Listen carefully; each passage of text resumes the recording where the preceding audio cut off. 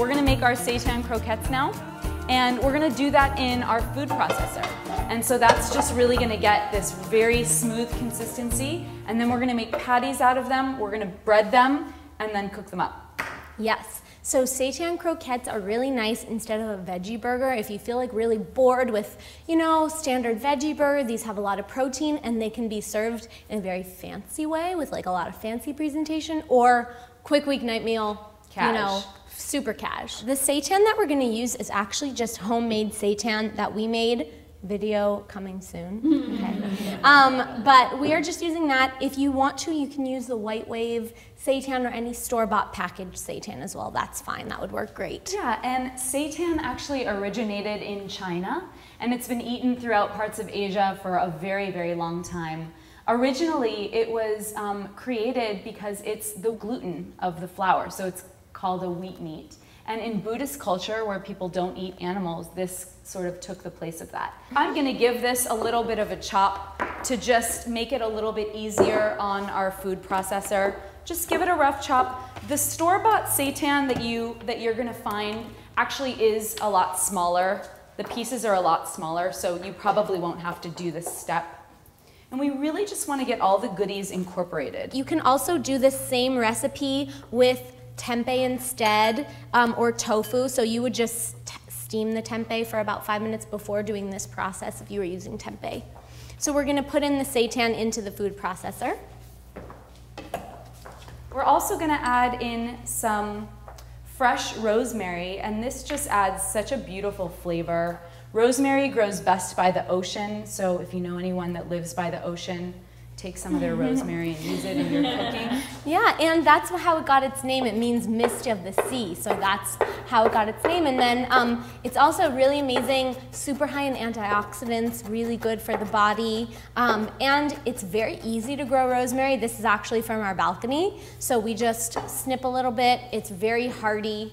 We're gonna put that in there. So we're also gonna incorporate some sea salt and some fresh thyme and some oregano in here. So that'll just go right in. And we're just giving this as much flavor as we can, every step of the way. In here we have a combo of a little brown rice syrup and some red wine vinegar and some olive oil. So those are gonna go in. You use a tiny bit of olive oil in there, even though you're gonna be sauteing these. So you need a little of that body. So we can put that in. Let me get you a spatula, sis, because you know what? That brown rice syrup is a sticky, sticky little thing. So you always need to be careful when you're getting that out. We're also gonna add in a little bit of stone ground mustard. You don't wanna, use the strong yellow mustard, just a little stone ground, or if you don't like mustard, just leave it out. Don't even worry about it. Just adds a little zing, yes, a little, what is that? When someone eats it, they're like, oh, what'd you do? So then you need to help bind these croquettes together. So what we're gonna do is we're gonna use a combo of some whole wheat breadcrumbs, just organic breadcrumbs, and almond meal. So if you don't have almond meal, you can use cornmeal, but the almond meal has some protein in it and it adds a really good little texture. Put them in. And if you need eggs. No eggs, just a little bindy. Slap on the lid, pulse, pulse, pulse, pulse, pulse. Until it's really, really, really well combined.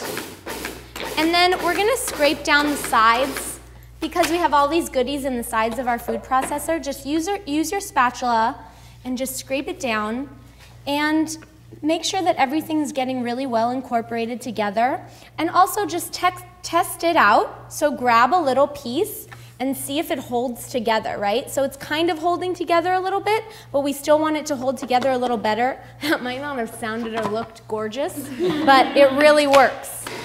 So it'll look really ground up and really even, and then you're good to go. So I think we're in pretty good shape there. So let's just show everyone what this looks like. So this is the mixture that you're looking for. This is the right consistency. You can see some of the flecks of the rosemary. You can see some of the other colors and textures in there, and it looks like it's gonna really hold together. What we're gonna do is we're gonna use our whole wheat breadcrumbs, some dried thyme, and sea salt and pepper, just a dash of each thing, and then that'll be a really nice little coating. So I'm just gonna kind of quickly incorporate this with with my hands because we're gonna end up rolling these with our hands anyway. And then we're gonna put them in our pan. So we are gonna preheat our pan again. We're gonna add a little bit of that neutral tasting oil, so you can use the refined coconut or safflower oil. We're just gonna grab a little bit of this mixture in our hand. You can see that it's really, really nicely sticking together. Okay, and you can make these into whatever shape you want, as big or as small as you want. You can make them into appetizer style. You can make them, you know, into anything. So this is the size we'll do. That's the cookies. I'll copy. You started the croquette making, so I'm just going to copy whatever size you did. Then a little coating in the breadcrumb mixture, so just coat it and then, you know, use the sides, coat the sides, and then tap it off so that you're not getting a lot of excess breadcrumbs in your pan. And then we can put them in there. Spread out the oil a little bit. So yeah, if you're feeding, you know, 4 to 6 people, you want everybody to be able to have 2. So that's why you really make them small so that everybody can have, and if they're big, you can give everybody just 1, no problem.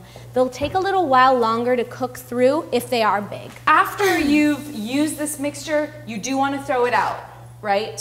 It's not something you want to reuse, it's just something you've already dunked things in, and even though we're not using eggs or any animal products, you still do want to toss Yeah, you don't want it to be contaminated or anything. So if you don't want to waste, just start with a little bit, add a little more as you go, and then you'll be fine. We use the refined coconut oil because these are being cooked over a medium-high flame, and we don't want our oil to smoke. So if you use a lower heat oil, like an extra virgin olive oil that has a lower smoke point, then you risk the oil smoking becoming carcinogenic. So that's the whole idea behind a higher heat oil. Also, coconut oil has a lot of health benefits, and we really like it. So you just want to check on them. If they have that golden little crispy bit at the bottom, you're good to go. Some of them won't be ready yet to be flipped, and then they'll look nice. Technically speaking, if you're cooking a croquette in a very traditional sense, first of all, it wouldn't be made of seitan. Second of all, you'd use oil halfway up the side of your croquette. And we don't want to do that because that is a little less healthy, right? So you don't have to worry about the sides cooking through as much. Once it's heated through all the way, you're fine. The seitan's pre-cooked anyway, but that's just a more traditional style. If you've ever had a croquette in a restaurant and it's really crispy and like really crunchy all over, they basically fried it. Just gently kind of make sure that they stay together.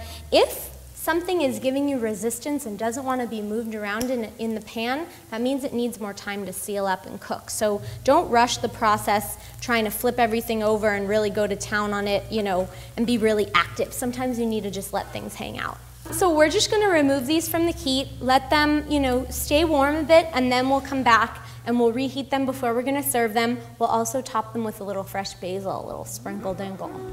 Okay. So we're just going to give this a quick chiffonade, roll up our basil, and then we will top our croquettes with it. Any fresh herbs at the end that you can add will just really bring out a little bit more flavor, and it's really delicious to just, if you have oregano, put that on, rosemary, thyme, whatever.